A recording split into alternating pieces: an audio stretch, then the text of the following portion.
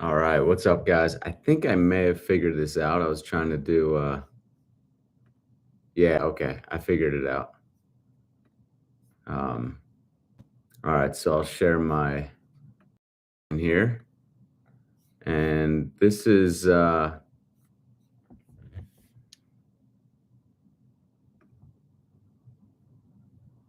wait for some people to show up first, but this is a video that I posted online on Instagram, and it got quite a bit of interaction. What's up, guys? All right, just wait a little bit for people to show up. If people are showing up, I know it's Thanksgiving weekend here. People might be kind of busy doing other stuff, but figured I'd check in with you guys.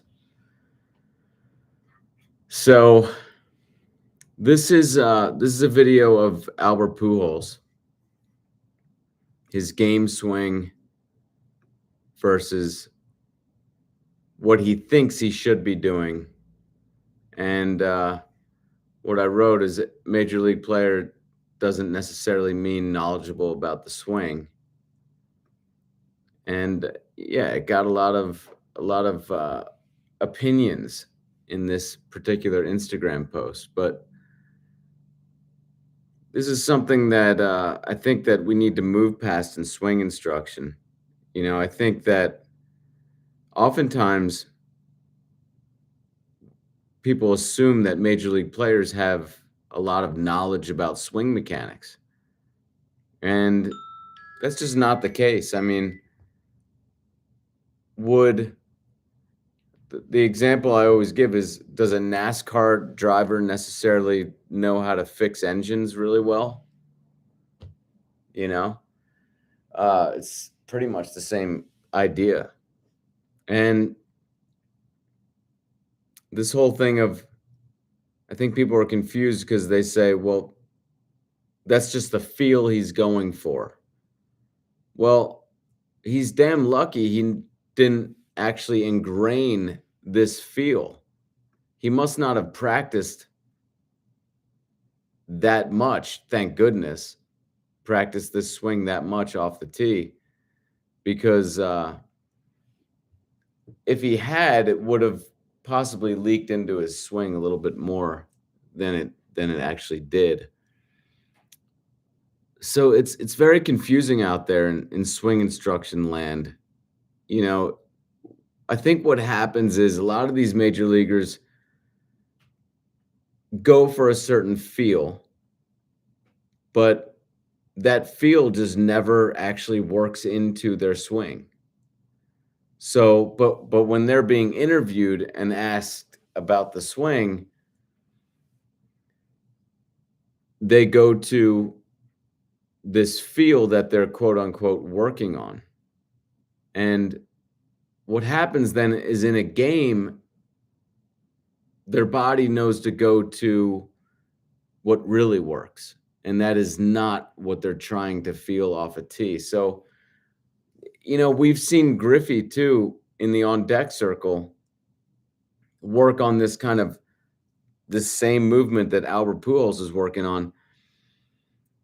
It just gets very confusing. And again, a lot of people say, well, if this is the feel that Albert Pujols wanted, yeah, he may not have actually attained that swing in a game, but that's probably the feel that you should go for.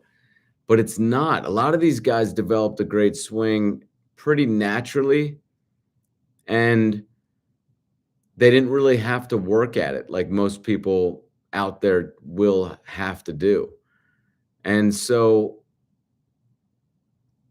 and a lot of times they actually aren't very hard workers. I know that is going to seem insane to say, but you'd be surprised. A lot of these guys don't actually work that hard. I don't know if Pujols may have, but like I said, thank goodness he didn't work so hard that the feeling of the swing actually got ingrained. because on the left, it's just not a good. You can see the difference here. See how he's trying to come straight, almost like near his neck with the swing on the left. His actual swing actually slotted the bat quite well. If we take them, look at the difference there. You can see there's almost no front humerus compression on the left. And on the right, you can see he's getting some front humerus compression. As we then take him forward,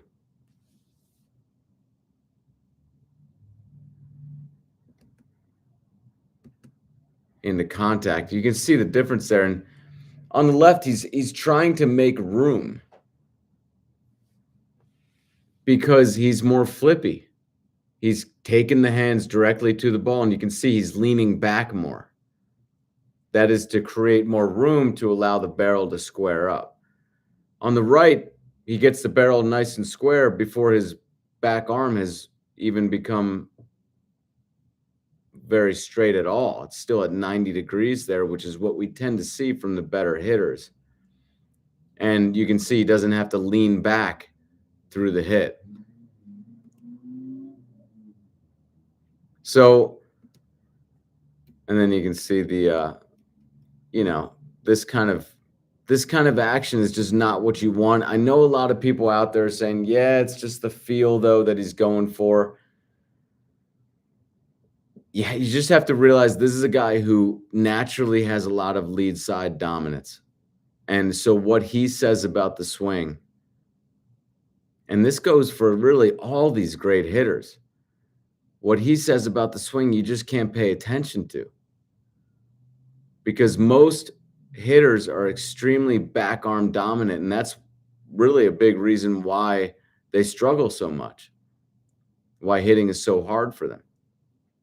Someone like Pujols, hitting was never really hard for him because he was so lead side pull.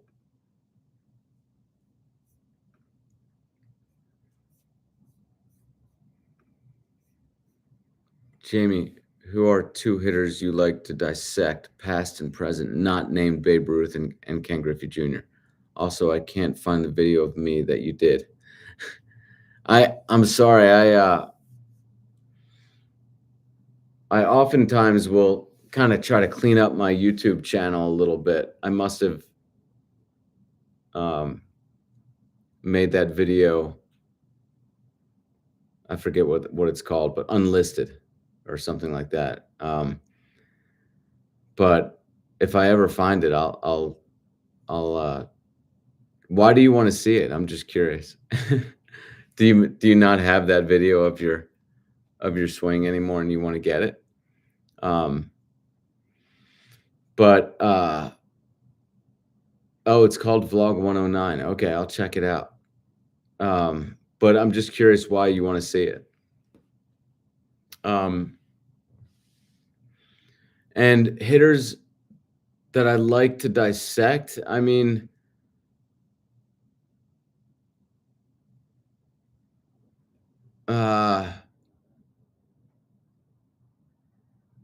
you have the vlog saved or just your swing saved?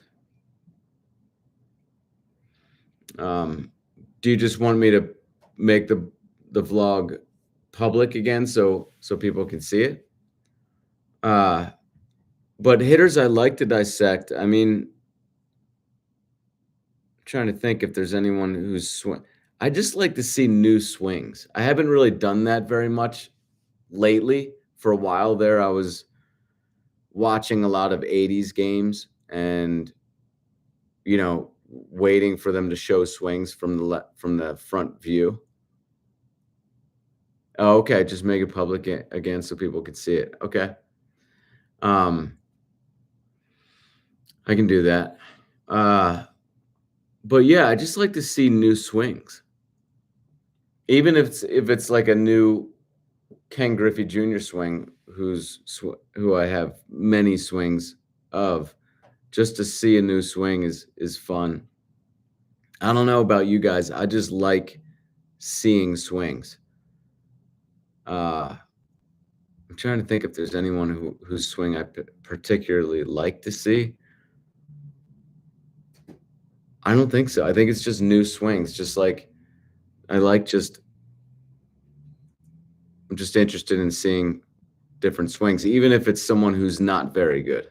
I like to see that too. And I think that's important as well. I think a lot of hitting coaches get caught up in just looking at swings of great players, but I love to see, in fact, I would like to see more swings of just average players. And sometimes average players have pretty good swings. Swing mechanics is not 100% of what hitting is. It's not just a swing contest.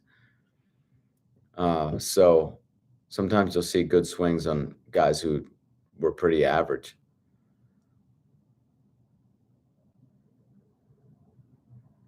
Oh, I want people to know that my come up isn't overnight, but over time. Um, Sounds good, man. Yeah, I'll put it up. Let me see what else we got here. What's next? Oh, this was a question that came across that I thought would be good to talk about. I'm curious on your thoughts of the back elbow getting ahead of the hands on the swing. Is that good or bad? A lot of hitting instructors refer to it as bat drag. I think it's kind of a tricky question. It can be it can be bad. It can also be something that you see in great hitters. It can be something that's not bad. And I think when it becomes bad is when it's really exerting too much in the forward direction. If you just have your elbow in front of your back hip, that doesn't necessarily mean the back arm is exerting a lot. If you have your elbow way in front and it's exerting a lot as you go through contact, that can be a bad thing. So it just depends. I think coaches get a little crazy about it and trying to coach it out of kids, but oftentimes, that's something I would usually probably just try to leave alone. But if I do see that it's kind of pushing the hands out and becoming exertion, back arm exertion, then real simple. It's just a matter of doing the lead arm progression. Really. The lead arm progression will pretty much solve any mechanical flaw. So let's see what's next here. Oh, this is a question I got. Where should I feel my weight as I'm about to swing? My knees are buckling inwards, it looks like. So all I was sent is a picture. And this this kind of brings up the point of the over analysis that's going on in swing instruction. I like to keep the main thing, as Stephen Covey in his book, The 7 Habits of Highly Effective People, referred to it as. And I think that's very important. In every endeavor, there's basically a main thing. And I'm not a big fan of supplements. I think supplements is kind of a red herring that is often sold out there. And it wastes a lot of people's time. The idea of supplementation. I prefer to focus on the 80 to 90% that really matters and really forget the rest. And I know people say, oh, but at the highest level, you need to get that 1% edge. But why not get even more of an edge by focusing hard on the 80 to 90% that really matters? And then not wasting your time on the 10% that doesn't matter. you know? I think a lot of times people focus on the stuff that really doesn't matter. Once again, the lead arm progression will solve. I mean, where do you want your weight? My my answer to that would be a question in return, which is, where do you want your weight when you're swinging with just the lead arm? That's where you should have it. People are getting way too confused and making the swing convoluted by thinking about especially the big muscle movement. I give very little instruction on the big muscle movement other than close the lead shoulder, but that's only because so many people are so back arm dominant that they're so used to swinging without getting the shoulder closed. If you throw a frisbee, we naturally close that lead shoulder as much as we need to. But since people have been taking swings so much and doing so much back arm exertion, that when they step in the batter's box, they just don't get enough lead shoulder, enough of the lead shoulder closed, even when they are oftentimes doing the lead arm progression. So that's pretty much the only thing that I instruct. I also will instruct working on a secondary cushion. And that is a whole kind of different topic. But that's about the extent of it as far as coaching the legs or the torso. Uh, I just think that a lot of the swing coaches out there haven't done their homework, haven't done enough homework, not even close to enough homework. And so they end up just coaching all these things like that really just don't matter. I mean, you see a lot of the pound for pound greats with various positions and movements of the lower body and the torso. They're all over the place pretty much. The main thing that you tend to see more of is more lead side dominance. So I just say do the lead arm progression and stop making it so confusing. I'm trying to provide an edge for you guys out there by uh, illuminating a path that is simple and more carefree that your competitors are not doing, not able to do right now because they're just being inundated with all um, these frivolous swing thoughts that their coaches are giving them. And I think it's an advantage to right now to not be inundated with all these different things. So my answer to this child who's asking me this question is I just don't think it matters. I don't know why you're even thinking about it. You know, just swing with just your lead arm. See what your body wants to do when it mostly pulls the bat through as opposed to pushing it through with the back arm. And follow that move, follow that feel, and keep going towards that. Some people will be able to do the lead arm progression and in a single day make a huge change. Others will have to keep doing it for a month, maybe longer before they really start to feel something different. But it should be I mean, honestly, it should be a pretty quick change. I don't think people realize that what I'm doing is different. You know, what I'm doing is basically transferring exertion in one area of the body to a different area, and that is the back arm extending to the lead side pulling.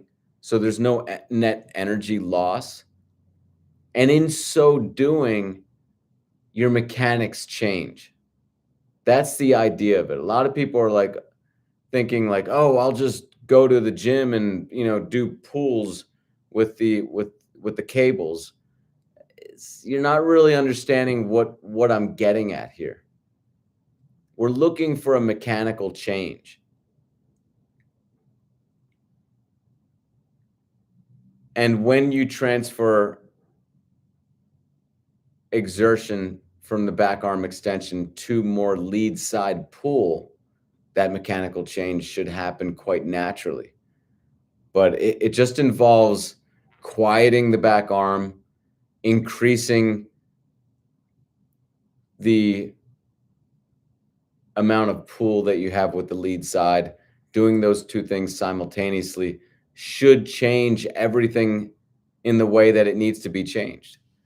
What I'm most proud of with what I've discovered about the swing is that it's a simple change. I want you guys to think less about the swing. Again, it's a competitive advantage, especially right now when everyone is so over analytical. And I'm one to be very analytical. So that's not really hitting the mark when I say that. I love being analytical. But if the data is just making things more confusing, then your analysis is not helping. And what I can provide is I've already been through 30 years of studying the swing and going and being tormented and going through all these avenues that led to dead ends. So you guys don't have to do that. And that's what I can provide for you guys. Again, a simple solution.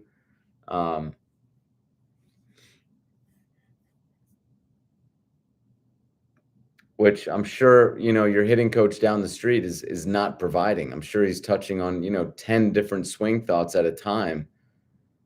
And that stuff just isn't helpful. Here's another one that was sent to me. This is unfortunate stuff. This is a girl doing just lead arm swings. And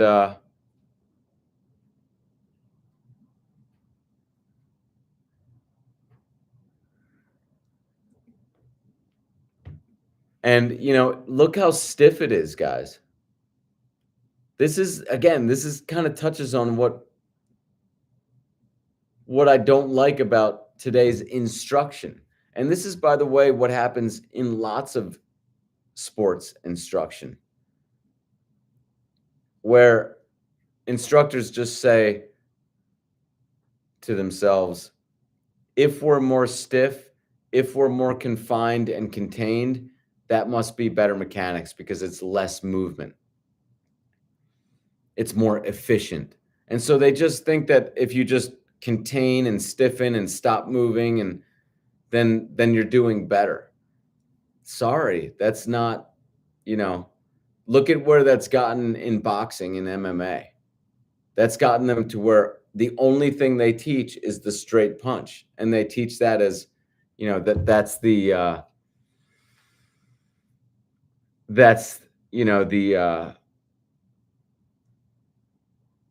ideal way to throw a punch, and it's just not true. It's one way, but I wouldn't say it's even the most valuable way. To me, the most valuable punch is the circular punch, but the same thing is going on in baseball and in many sports. And this is a good example. This girl's just practicing a very stiff action. There's no front humerus compression. The lead arm is very stiff. For a while, I was liking people using maybe a heavier bat to do the lead arm progression, but I don't really like that as much anymore, because what I'm noticing is the heavy bat can work for some people, but a lot of people, it makes them exert their lead arm, tense their lead arm too much just to hold the bat up.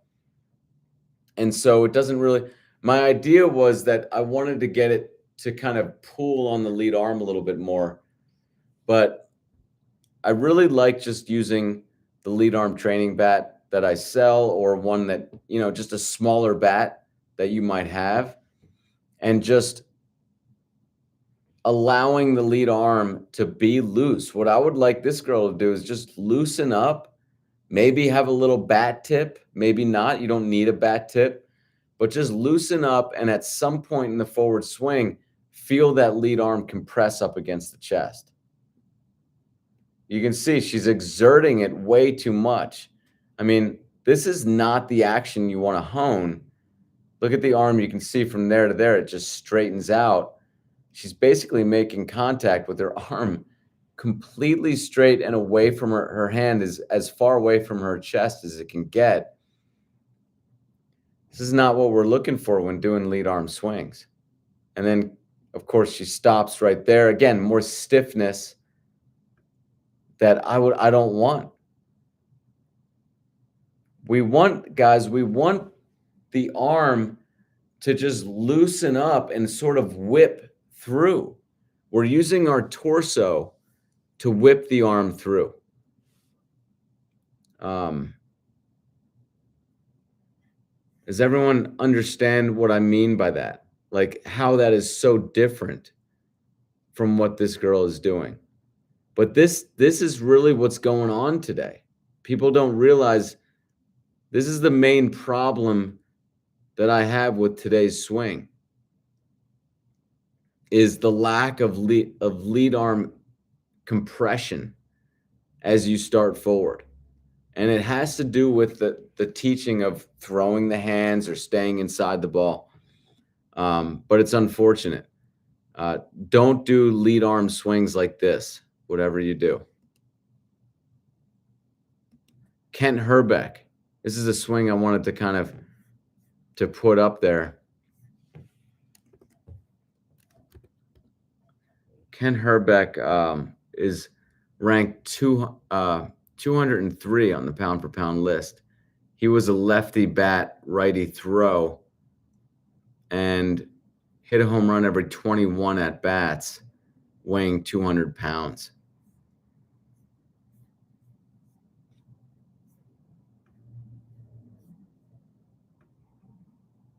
You can see nice action there.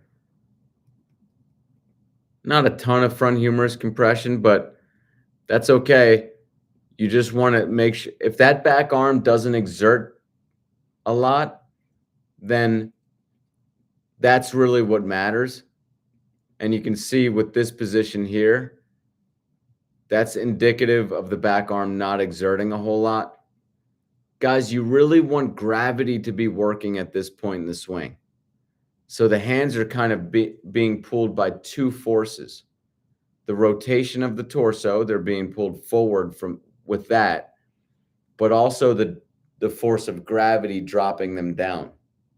So the hands are kind of going in a kind of a circular move as they are pulled by gravity and also the force of your forward rotation. As we take them forward, you can see nice positioning there at contact. What I'd like to see, yeah, I would like to see a little bit more front humerus compression, a little bit less back arm exertion. Once again, if I were to work with a player that looked like this, I would just want to do the lead arm progression. Just get more lead side pull working in his swing.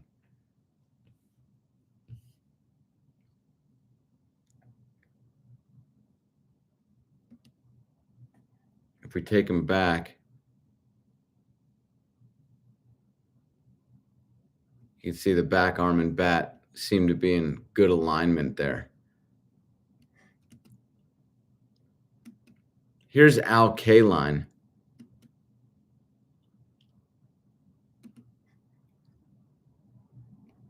Who had a swing very much like very casted out. Al Kaline, let's see where he is on the pound for pound list.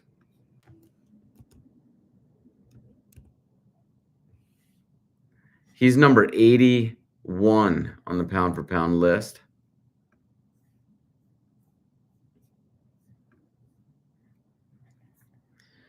And this can be a good quick fix for a lot of you guys out there to just cast the bat out. See how it's just casted out as he's starting forward?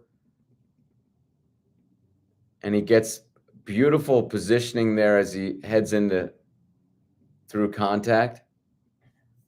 K-Line was 175 pounds, hit a home run every 25 at bats, and batted 297 for his career. He is a Hall of Famer.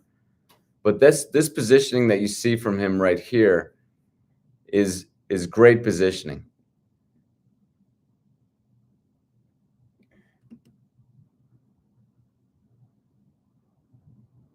See his swing in regular motion.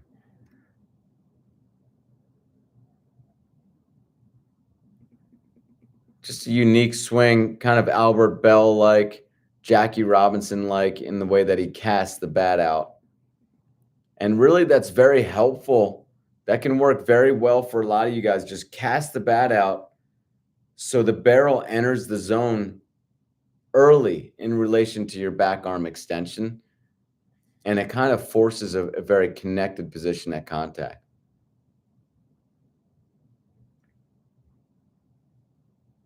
A lot of people think you need a lot of, when I was growing up, there was a lot of talk of, having the bat almost slide down your neck.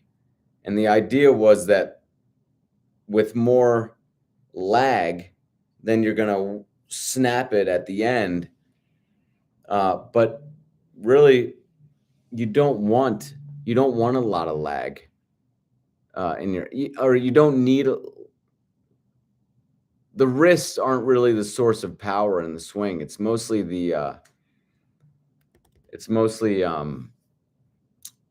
really the mass behind the hit, and of course bat speed is important. But I think that the whole idea that you need to kind of lag the bat till the last second is something that comes from thinking only in terms of bat speed, but the amount of mass behind the bat is also important. And you really, if you can be more lead side and get a lot of bat lag, that's fine if that's what you want to do. But really, we see a lot of the pound for pound greats not have a lot of bat lag, and I think it's a great thing, because for a lot of people, it ensures that the barrel is getting into the zone and staying there for a long time.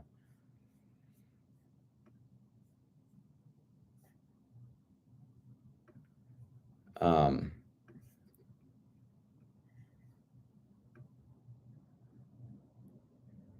Here's his teammate Harvey Kuhn, and he didn't have nearly as much power. He had as much consistency, but not as much power. And you can see he kind of throws the hands out a little bit more. See right there, he's kind of getting away from his body. Barry Larkin is another guy I wanted to look at. Larkin, let's see where he was on the pound for pound list. 772 on the pound for pound list. Let's take a look at his swing.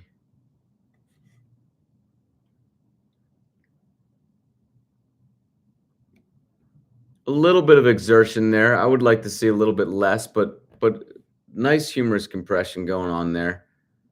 Beautiful positioning there at contact. I think that was probably his most positive attribute of his swing, is that he had a great concept of where to make contact, how to make contact. And particularly what I'm talking about is having a lot of bend in that back arm through contact. I've said it before, a good way to quickly create a great swing for yourself is to just set a ball up on a tee and figure out how to hit it really hard, being very bent in the back arm at contact. That can lead to a swing change, and allow your body to change in any way it needs to in order to accomplish that. But again, hit the ball hard with a very bent back arm at contact. In other words, very connected at contact.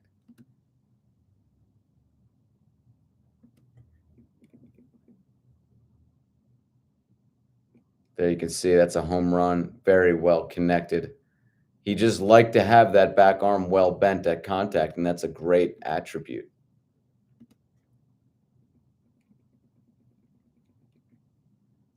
Again, good connection. To me, this is good use of gravity as well. Notice the hands just kind of drop down on the ball. I don't love the way he's kind of leaning towards first base, but this is what a lot of righties do. I would have loved to see, and this might be something that kind of increased his pound for pound rating through the years, is that he would lean towards first base, possibly. That's something that I would work on with him uh, if I saw that that was a pattern in his swings. I want him to just finish the swing all the way around.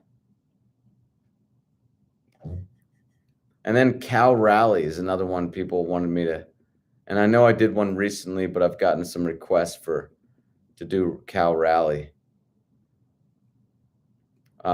Switch hitter. You can see back arm is not overexerting here. It's kind of, I like to see the back shoulder nice and loose and low, and the elbow just low as well.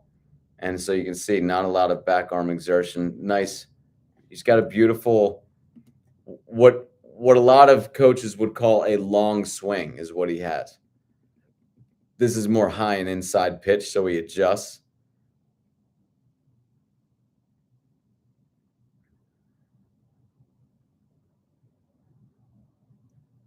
But still makes a very connected position at contact. Look at that wide stride he's got. Again, I'm looking here for the front humerus compression, but I'm also looking, is gravity working here? And I do see it working. I see the hands just kind of dropping onto it. There's not a lot of this going on in the swing, not a lot of back shoulder pushing up against the face. And this is, again, what people would refer to as a long swing, right? But it's a great one. Starts all the way back on his back leg there. Gets to about 50-50, it looks like. Beautiful. Look, he's an example of, you don't need a straight lead arm. What you need is gravity working. And in order to do that, you have to relax that back arm enough to let gravity work. Beautiful lead side swing here. Look at this action. Great positioning there. And again, a very long swing.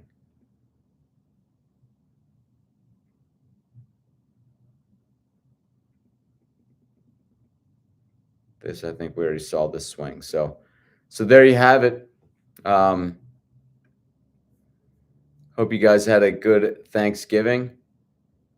And don't see any questions. Give it a second if you guys have any questions. I figured it might be a slow night, being Sunday night and getting over the break. But again, I just wanted to check in with you guys. And I do want to I want to start doing this on a regular basis, on a scheduled time that people know. So I'll start doing that. That way people can show up ready with their questions. But doesn't look like anyone has any questions. So thank you guys for showing up, and I'll see you next time.